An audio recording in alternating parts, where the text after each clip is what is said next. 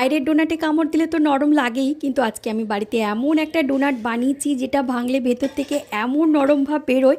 কত কত unique recipe রয়েছে, আমরা বাড়িতে বানালে কখনো পারফেক্ট হয়, আবার কখনো পারফেক্ট হয় না। আজকে বিকেলে আমার খুব ইচ্ছে করেছে এই মিষ্টি খেতে, তাই ভাবলাম নিজের হাতে বানিয়ে ফেলি নরম নরম ফোলা ফোলা ডোনাট। আমি কিন্তু খুব বেশি কিছু ব্যবহার করিনি, সাধারণ ঘরের জিনিস দিয়েই বানিয়েছি। কিন্তু আসলে একটা ম্যাজিক আছে, একটা ছোট্ট টেকনিক। প্রথমে আমি উষ্ণ দুধে 1 চামচ মতো চিনি আর 1 চামচ ইস্ট দিয়ে কিন্তু অ্যাক্টিভ করেছি। ময়দায় লবণ আর জল ঝরানো টক দই সাথে একটা ডিশটাকে দিয়ে মাখিয়ে রেখে দিয়েছি। ডোটা কিন্তু বেশি শক্ত হবে না আর পাতলাও হবে না। এই জায়গাটা ভীষণ ইম্পর্টেন্ট। 1 থেকে 2 ঘন্টা মতো রেস্টে দিতে হবে, তারপর বাটার দিয়ে মাখিয়ে আবার রেস্টে দিয়ে দিতে হবে। একটা ঔষধের ছিপি নিয়ে মাঝখানে ফুটো করেছি, মাঝারি আঁচে ভেজে নিয়েছি। দেখো কি সুন্দর ফুলে উঠেছে ডোনাটগুলো। ভাজার পর চিনিতে কোটিং করব। ভীষণ ভালো খেতে হয়েছিল। আর তোমরা যদি ডোনাট খেতে ভালোবাসো, এটা বাড়িতে বানিয়ে অবশ্যই ট্রাই করো, ভীষণ ভালো খেতে হয়।